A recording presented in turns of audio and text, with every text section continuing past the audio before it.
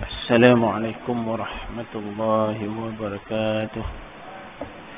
الفاتحة. أعوذ بالله من الشيطان.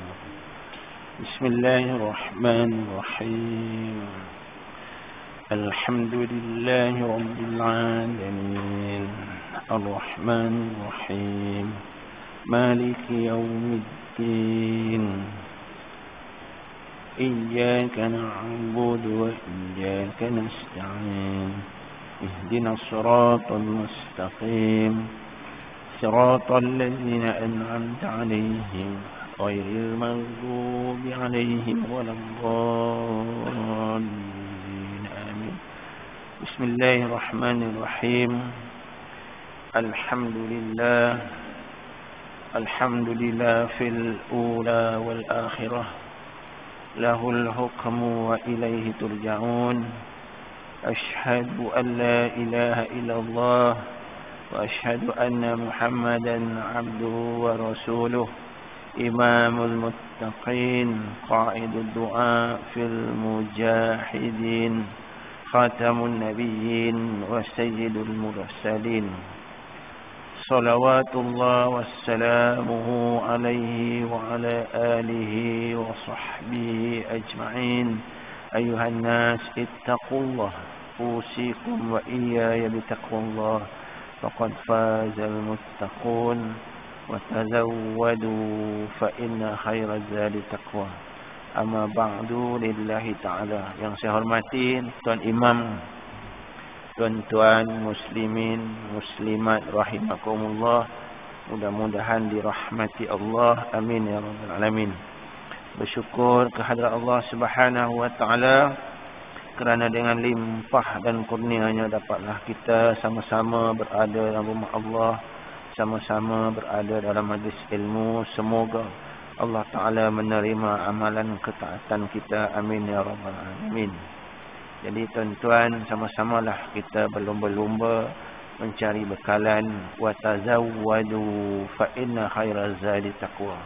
Maka sesungguhnya sebaik-baik bekalan itu adalah takwa.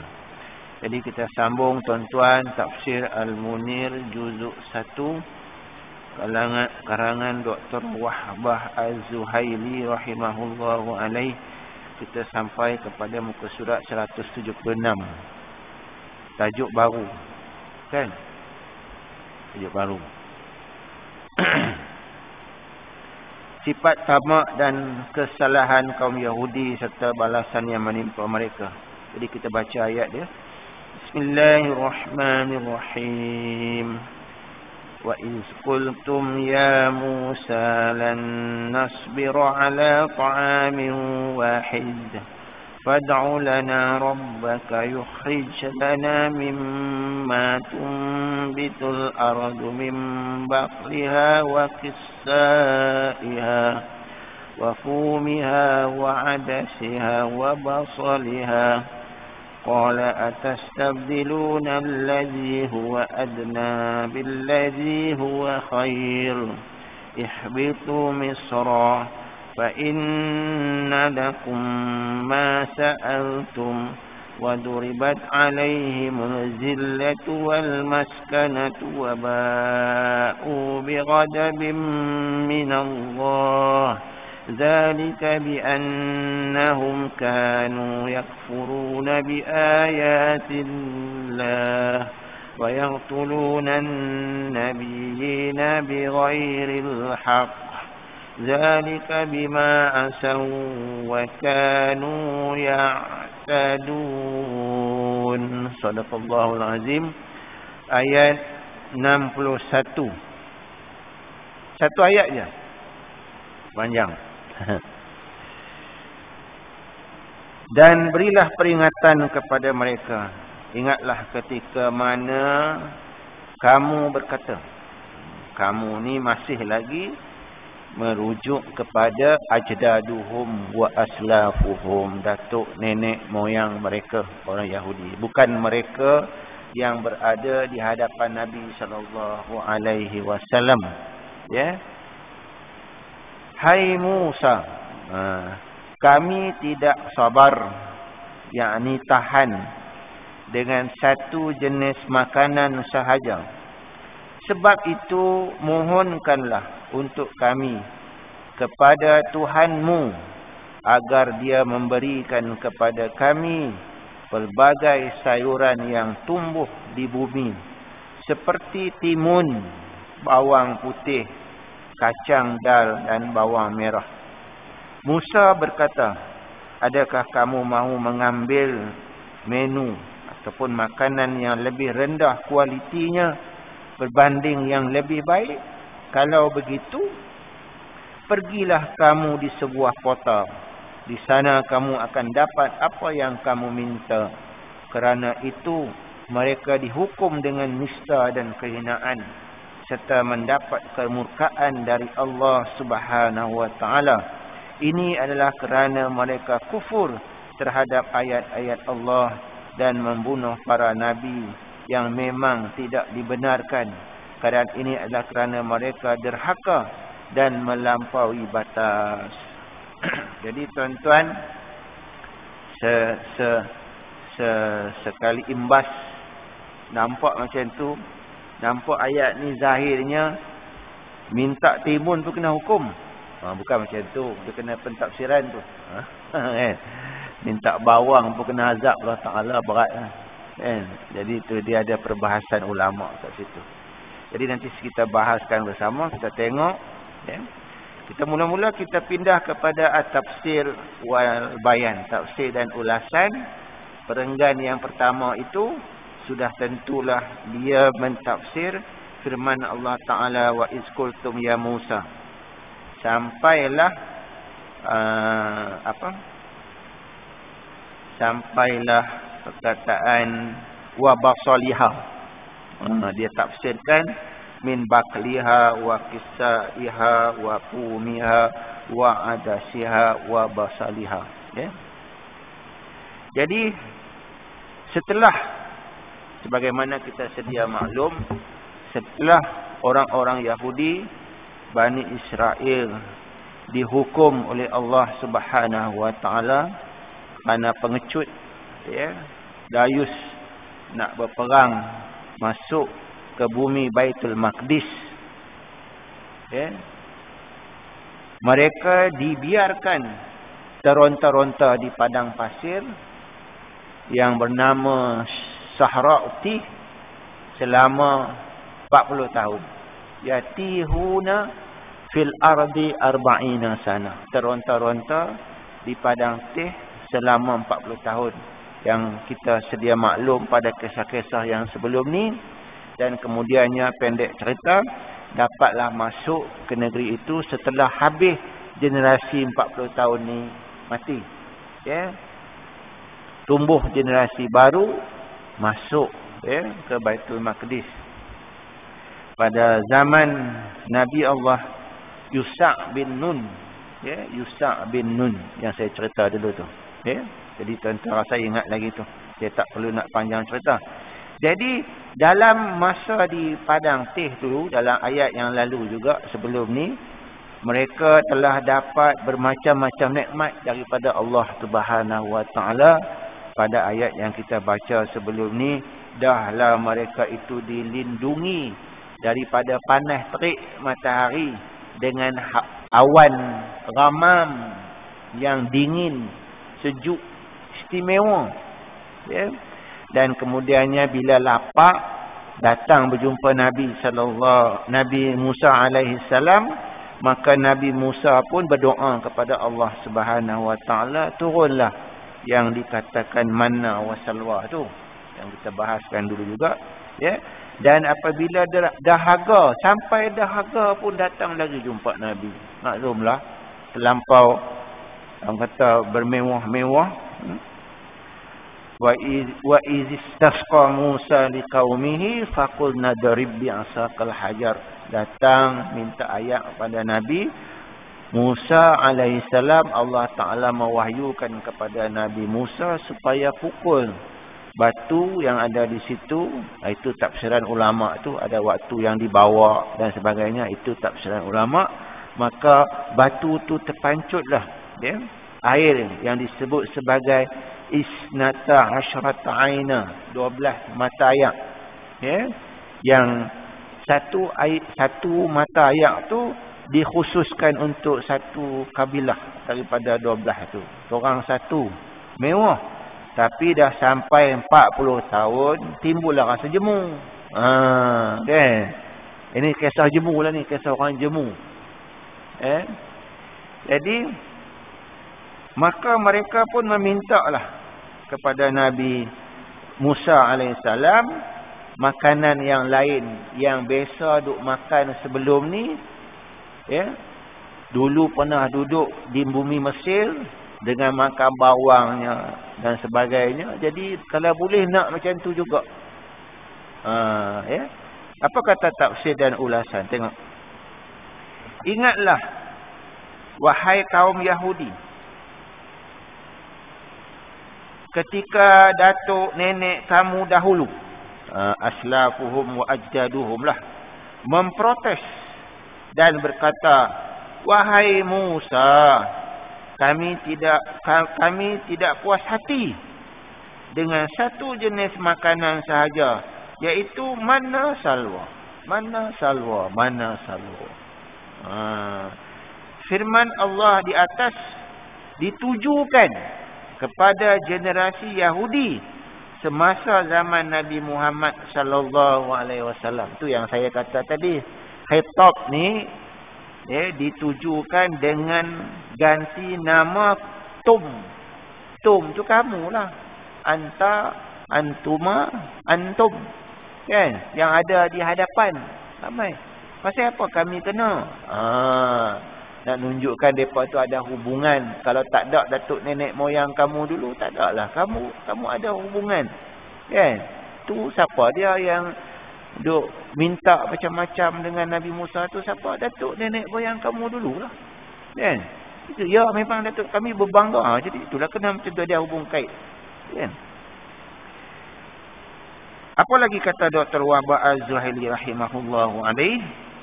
Firman Allah di atas ditujukan kepada generasi Yahudi semasa zaman Nabi Muhammad sallallahu alaihi wasallam. Sedangkan karenah tersebut adalah karenah datuk nenek mereka. Ini menunjukkan dengan jelas kepada prinsip takaful dan solidariti yang merealisasikan kesatuan ummah. Kan tak ada orang dulu, tak ada lah orang lah. Kan mana mungkin. Jadi tu kan, itu sunnatullah. Kan? Kata mereka, mintalah, mohonlah untuk kami daripada Tuhanmu agar membekalkan kepada kami sayur-sayuran yang terbaik tumbuh di bumi dan dimakan manusia. Dia kata di sini seperti daun pudina. Daun pudina dalam bahasa Arab dipanggil na'na'. Siapa nak belajar huruf ain sebut nama daun pudina dalam bahasa Arab. Na'na'. Ada. Nun ain, nun alif ain. Na'na'. Na'na'. Lepas tu dia kata apa lagi? Daun sup bahasa Arab panggil karaps. Karopasin, karaps. Semua ni adalah daun-daun hijau. Daun-daun hijau dirangkumkan dalam firman Allah Subhanahu wa taala yang kita baca tadi, min baqliha, bakal. Kalau pergi negara Arab dia ada tulis kat papan tanda tu baqalat. Saya pergi Mesir dulu macam tu lah. Baqalat, apa benda ni? Baqalat. Ba, qaf, alif, lam, alif, ta. Baqalat. Rupanya jual sayur. Baru tahu. Ataupun dalam bahasa resmi ada orang panggil hadrawat. Kan? Min baqliha ni adalah daripada tumbuh-tumbuhan yang hijau, sayur-sayur lah. Itu pendapat ulama lah. Kebanyakan ulama kata yang hijau lah. Itu yang disebut daun pudina, daun sauk, dan bunga kopi dan sebagainya. Tapi yang dia minta dekat sini apa dia? Dia minta dekat sini, dia kata kisaiha. Kisaiha. Bisa. Kisaiha tu baqliha wa kisaiha. Kata ulama, kisaiha ni ulama ini lahjah. Ada yang mengatakan kisauha tu mentimun. Mentimun. Timunlah. Kisaiha tu mentimun. Kemudiannya apa lagi? Wapumiha. Pum ni bawang putih. Pum. Ada yang baca, lahjah yang baca bisa. Bisa. Wasumiha. Ujung lidah keluar. Lidah. Wasumiha. Ada yang baca. Ada qiraat daripada Ibnu Abbas. Daripada Al-Qamah. Dia tak tulis ni. Saya ambil dalam kitab tafsir yang lain. Dia kata ada daripada Al-Qamah an Abi Mas'ud. Qiraah Ibnu Abbas. Dia tak baca wapumiha. Dia baca bisa. Wasumiha. Ada qiraat dia baca macam tu. Wapumiha ini lahjah, tapi maknanya bawang putih. Tapi sampai dekat negara Arab, lahjah dia tukar lagi. Ini bukan Quran lah, dia sendiri. Dia tukar. Jadi negara Arab ni dia ada dialek dia sendiri. Kalau banyak Mesir dia huruf sa tu semua jadi ta, watum. Tum. Huruf sa semua jadi tum, watum. Itu negara Arab. Dia tukar-tukar. Itu kalau ada orang anak-anak dah belajar bahasa Arab tu, jangan tengok ART tu. ART Astro tu. Dia bagi bahasa Ami penin belajar. Quran bukan bahasa Ami, tapi pergi tempat orang terpaksa belajar. Lepas itu ada juga riwayat daripada Ibnu Abbas, wa fumiha tadi, fum yang kita kata bawang putih itu maksudnya adalah qamhun, gandum. Ada riwayat yang kata maknanya qamhun, bukan bawang putih. Ada. Yang kullu habbin yahtabiz, maknanya semua biji-bijian yang orang ambil buat roti, gandum. Tapi riwayat yang masyhurnya yang mengatakan wafun adalah bawang putih. Bawang putih. Kemudiannya apa lagi dia minta? Wa ada siha. Adas ni kacang adas. Kacang dal, adas. Kacang dal. Kacang dal panggil adas. Kita pergi umrah pun ada jual benda tu, di Saudi tu. Dan kemudiannya lagi apa dia minta? Wa basaliha. Basal ni adalah bawang. Satu dunia semua makan bawang. Tak ada bawang habis. Tambah Bangla. Basal, bawang. Jadi kalau kita lihat, itulah yang dimohon. Dalam perbahasan kitab tafsir yang lain, tapi tidak dibahaskan di sini.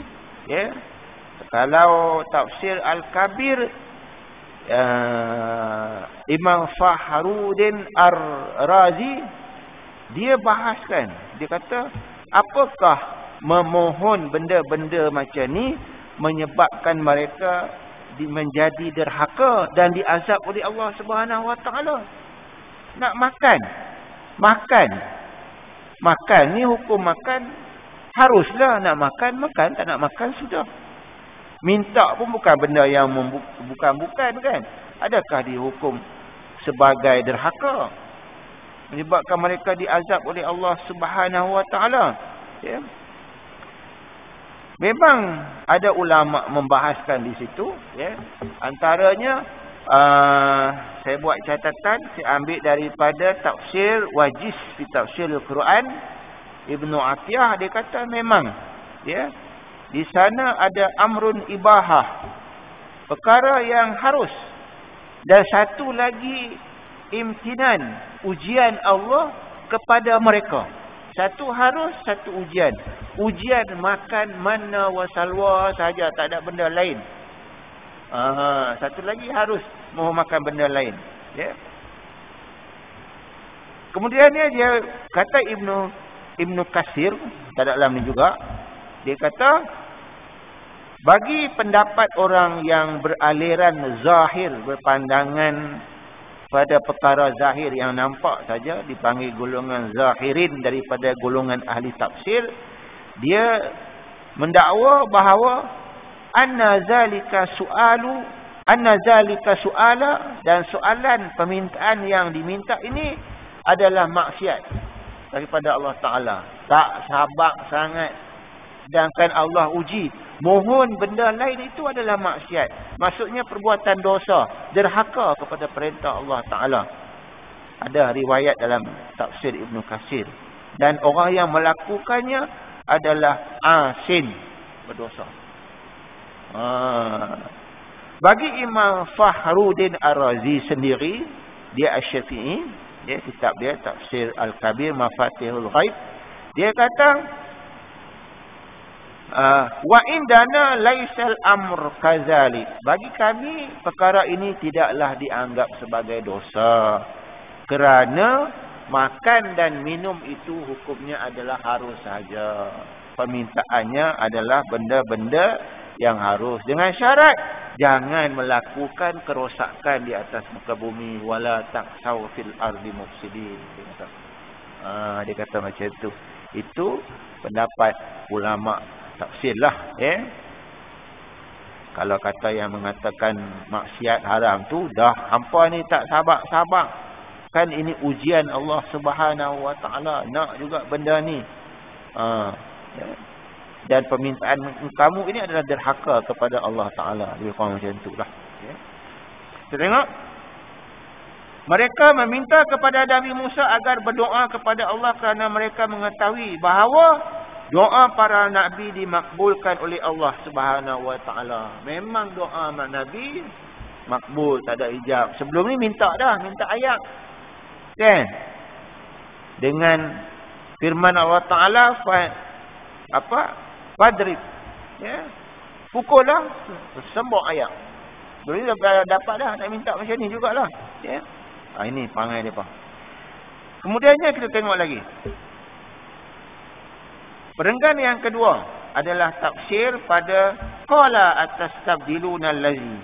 Nabi Musa pun berkata kepada mereka, adakah kamu, ya, mahu mengambil makanan yang lebih rendah, kualitinya berbanding yang lebih baik. Antara manna wa salwa dengan basal, dengan mentimun, kisah iha tu, waqumiha, agak-agak yang standardnya apa? Makan burung lah standard. Tidak tuan-tuan. Apa makan bawang? Makan bawang buat apa? Burung lah standard. Jadi Nabi Musa keluarkan secara fitrahnya macam itulah. Apakah kamu apa kata dia? Nabi Musa menjawab dengan kehairanan dan bertanya sinis, adakah kamu meminta bermacam-macam jenis sayuran ini sebagai tukaran kepada satu makanan yang lebih baik dan lazat, iaitu manna dan salwa? Ya. Al-manna adalah sejenis manisan yang digemari. Tu dah cerita dah dulu, ya. Dah cerita dulu. Mana ni manisan yang turun cukup-cukup je, ambil lebih berhenti, hilang habis. Kan? Kalau hari Jumaat ambil lebih, sebab hari Sabtu nak beribadat kepada Allah Subhanahu Wa Taala. Kan? Sama juga salwa. Tentu yang kita belajar dulu. Yang kita bahas dulu. Dengan daging burung salwa daripada burung yang amat lazat. Kedua-duanya adalah makanan yang mengenyangkan lagi enak. Oleh kerana kamu minta perkara yang kurang kualitinya, maka pergilah kamu ke wilayah Atih. Pergi satu tempat di situ. Itu ini kata ihbitu misran fa inna lakum ma sa'altum. Ya, ihbitu misran fa inna lakum ma sa'altum. Kalau tidak juga ihbitu. Jadi ada ulama yang mengatakan bahawa Allah Ta'ala memperkenankan permintaan mereka dengan firman ini, ihbitu, pergilah mana-mana pekan, mana-mana bandar, mana-mana tempat yang ada jual benda ni, yang ada ditanam benda ni, basal ke, kisar. Kata ulama dengan ayat ini Allah Ta'ala membenarkan mereka. Bagi yang mengatakan ia bukanlah maksiat, hanya harus saja. Ya. Dan kalau kita lihat, ya, perkataan ihbitu tu turunlah, pergilah. Ihbitu ni turun, hubut, landing, turunlah, pergilah. Ya, ihbitu, turunlah. Ihbitu misran. Misran ni ulama mentafsir dengan berbagai tafsir, tetapi yang masyhur, yang sepakat di kalangan ulama tafsir kebanyakan mengatakan Madinah.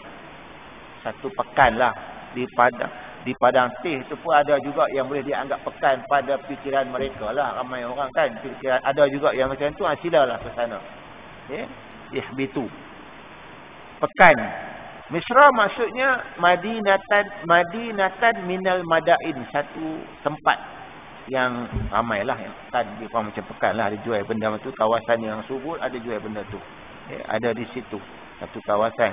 Bukan bumi Mesir, ya, bukan bumi Mesir. Sebab ya, ayat ini kalau kita lihat ada faktor bahasa.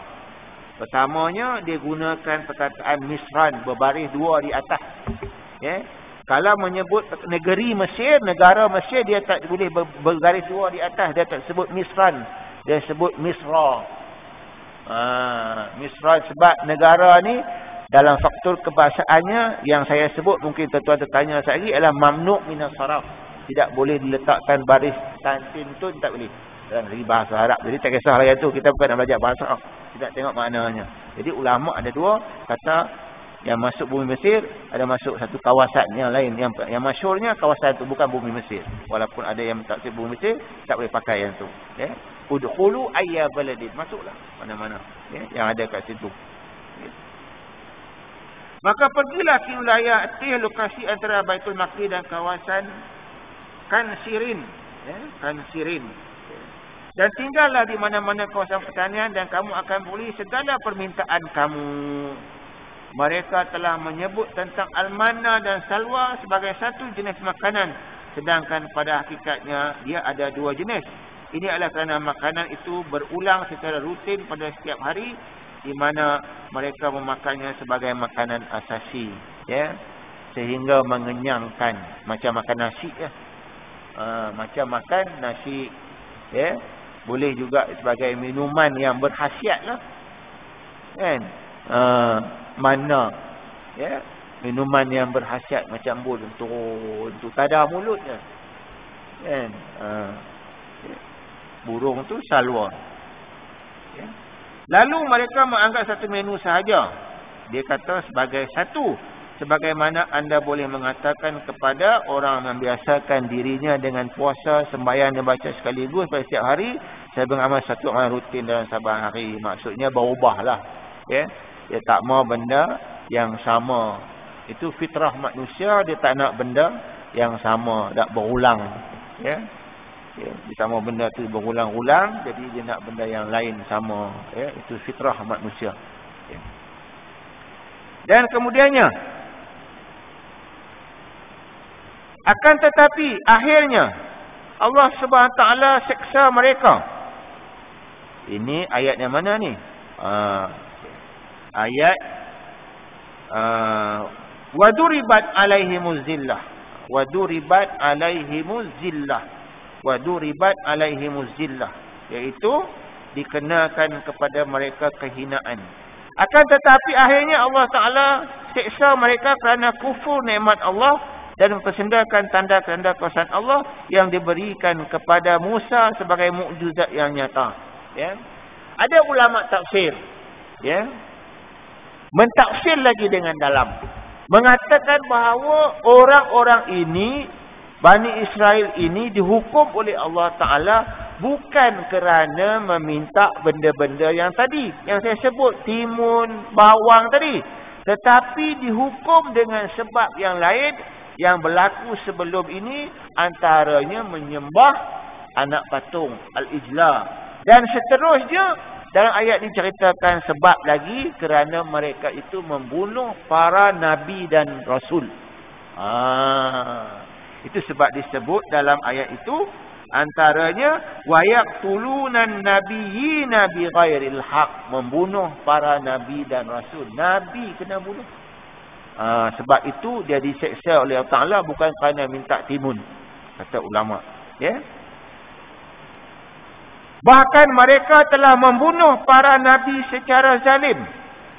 Mereka membunuh Nabi Asy'iyah. Itu nak sebut dia tu A-S-Y, tanda atas I-Y-A tu, nama dia Asy'iyah. Ash, alif, shim, ain, ya, alif. Asy'iyah. Nabi Asy'iyah. Tuan-tuan pernah dengar nama Nabi Asy'iyah? Nabi ni banyak, ya. Ada beza di antara rasul dan nabi, kan? Rasul dia terima wahyu. Dia dituntut untuk menyampaikan wahyu pada orang lain. Tapi kalau nabi, dia menerima wahyu, dia tidak menyampaikan kepada orang lain. Bilangan nabi ni banyak. Cuma ulama usuluddin ada riwayat yang mengatakan 120,000. Itu pada kiraan mereka terhadap riwayat-riwayat tertentu. Apabila ditanya, apakah sebanyak ini? Ramai di antara ulama mengatakan, wallahu a'lamu bi'adadihim. Allah Ta'ala lah yang mengetahui berapa bilangannya. Ulama, setengah ulama dalam akidah dia kata 120,000. Ya? Nabi bahkan lebih. Ya, ada yang kata juga dalam ilmu akidah kata 313.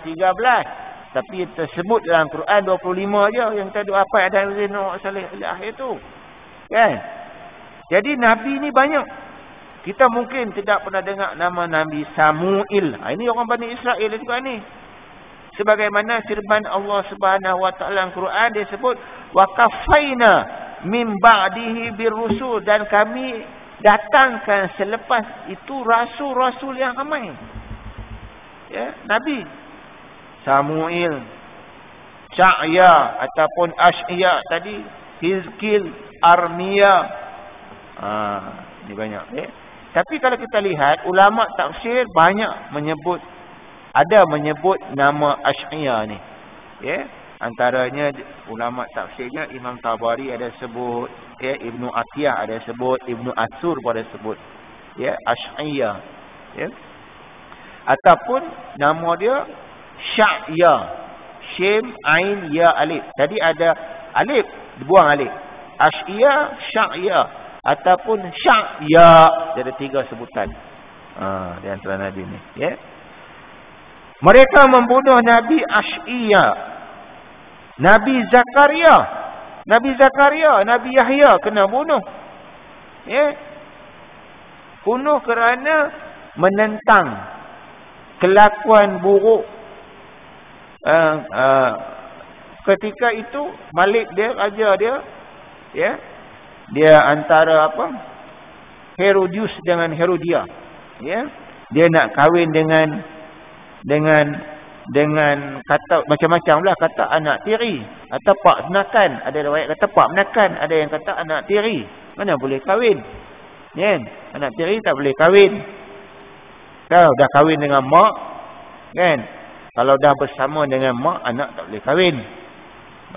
Kalau tak bersama dengan mak, lain cerita lah, kan? Ni dah bersama dengan mak, Mana boleh kahwin dengan anak?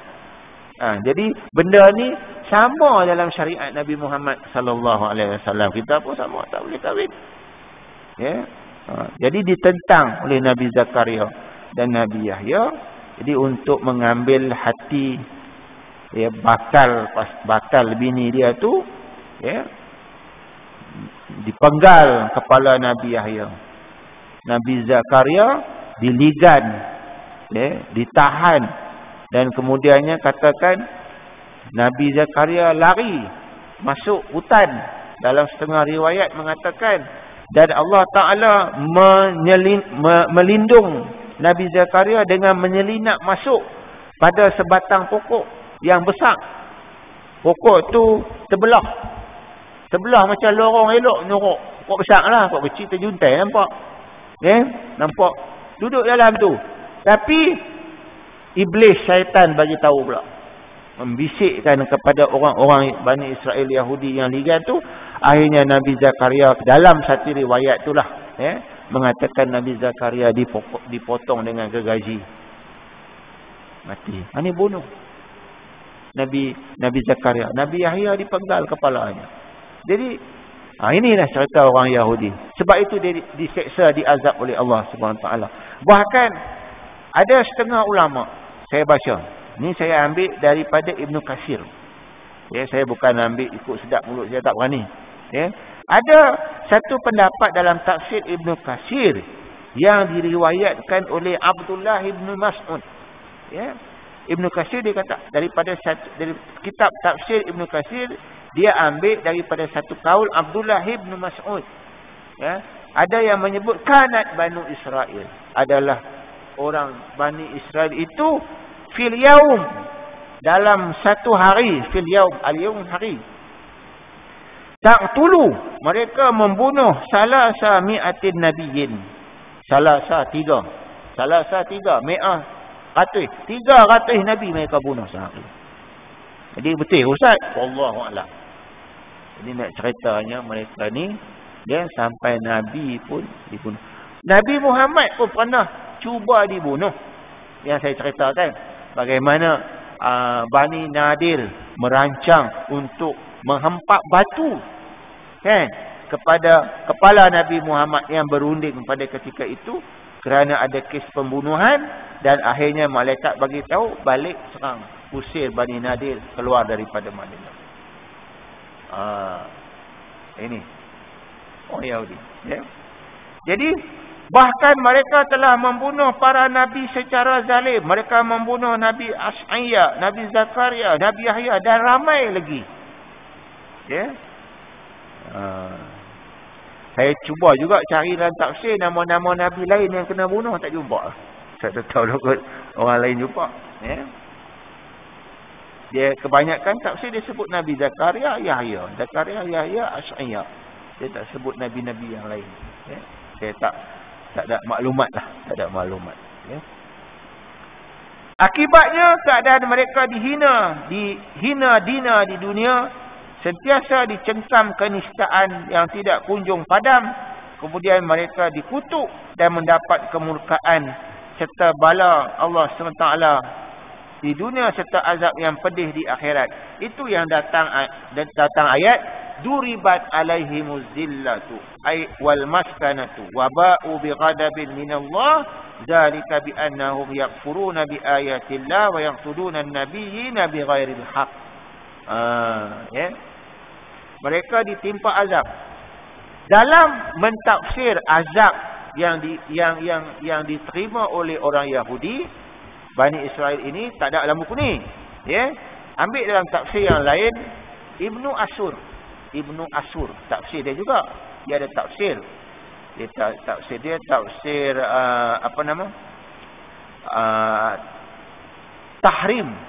Tahrir at-Tanwir, kitab tafsir Ibnu Ashur. Dia kata nama kitab dia Tahrir wa Tanwir Ibnu Ashur. Dia kata pada mentafsirkan kemurkaan Allah yang kena kepada mereka, mereka ini sentiasa dikenakan hina dan nista. Adalah firman Allah Subhanahu Wa Taala, iaitu dalam surah Al-A'raf ayat 167. Tapi tak ada ayat ni, ayat lain. Dia kata apa? Kata Ibnu Ashur, wa ista'azzana rabbuka la yab'atsanna 'alaihim ila yaumil qiyamati man yasumuhum su'al 'adzab inna rabbaka la sari'ul iqab wa innahu laghafurur rahim. Dan ingatlah ketika mana Tuhan memberitahu bahawa Dia akan menghantar terus orang yang sentiasa mengenakan mereka azab yang buruk bagi orang Yahudi ini sehinggalah hari kiamat.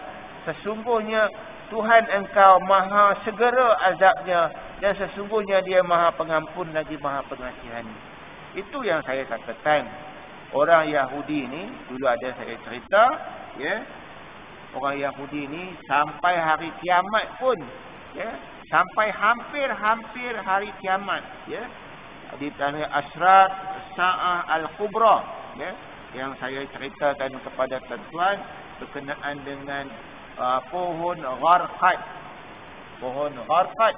Ingat dulu saya cerita yang Nabi SAW pernah bersabda, hadis sahih Bukhari Muslim, la taqumu as-sa'ah, tidaklah berlakunya hari kiamat itu sehinggalah orang Islam berperang dengan orang Yahudi.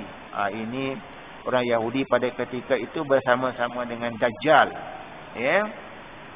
Fayaqtuluhum al-muslimun, orang-orang Islam pun perang untuk bunuh mereka, hatta sehinggalah, tak ada dalam buku ni juga tapi saya ambil dalam hadis yang lain, hatta yahtabiul yahud, orang Yahudi melarikan diri, menyorok wara'il hajar, menyorok belakang batu, kan, wasajar, belakang batu pun dia menyorok, belakang pokok pun dia menyorok. Sajar tu pokok.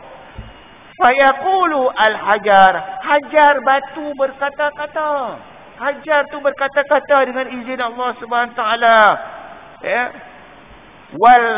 Wasajar, pokok pun berkata-kata, batu pun berkata-kata. Nak menyorok tak mana lagi. Tengok, sampai pokok pun benci, batu pun benci.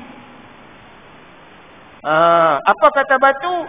Apa kata pokok? Kata hadis Nabi, ya muslim, wahai orang Islam, ya Abdullah, ya Abdullah, haza Yahud, ini orang Yahudi, halfi, menyorok belakang aku, ta'al, fa'tulu, bunuh,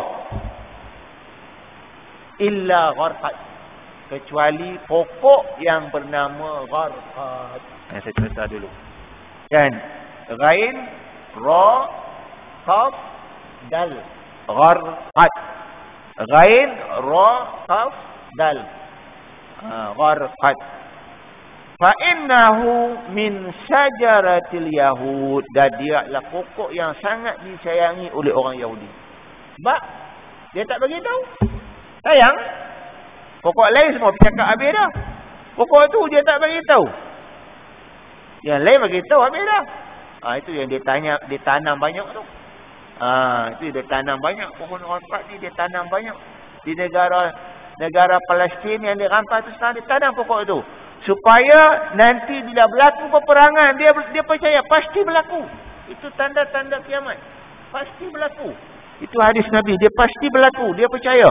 Dia tanam dulu pohon tu banyak-banyak, tak senang nak menyorok. Sampai macam tu. Batu benci, pokok pun benci. Orang tak benci. Itu dia kata kehinaan. Kata Ibnu Ashur, dah bunyi jam tu, nanti kita sambunglah. Ya, dalam mentafsirkan kehinaan ini dia cerita banyak peristiwa bermula daripada zaman Nabi Daud sampailah zaman Nabi Yahya dan Zakaria. Bila mereka memusuhi Nabi, bunuh Nabi, Allah datang ke kecelakaan sehingga mereka diusir dari bumi Baitul Maqdis dan lari ke Yasrib, bumi Madinah. Pada masa tu yang mereka menunggu kedatangan Nabi kita Muhammad sallallahu alaihi wasallam. Itu ada cerita, ada tafsir Ibn Ashur. Nanti saya akan sambung pada kuliah yang akan datang insya-Allah. Jadi tuan-tuan, mudah-mudahan saya dan tuan-tuan mengambil iktibar daripada tafsir ini. Mudah-mudahan kita tidak berperangai seperti perangai orang Yahudi, dan kita sentiasa bersama dengan para anbiya dan rasul, apatah lagi risalah ini oleh Nabi Muhammad sallallahu alaihi wasallam. Jadi mudah-mudahan tafsir ini dapat menguatkan keimanan kita kepada Allah Subhanahu wa taala, keyakinan kita kepada Allah Subhanahu wa taala. Jadi saya mohon maaf jika ada terkasar bahasa. Jadi kita tutup dengan kekurangan majlis kita dengan membaca kafaratul majlis.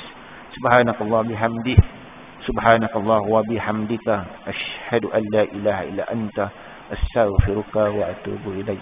Bismillahirrahmanirrahim. Wal 'ashr innal insana lafi khusr illa alladhina amanu wa 'amilus shalihat wa tawasaw bil haqq wa tawasaw bis sabr. Wallahu a'lam bissawab. Assalamu alaikum warahmatullahi wabarakatuh.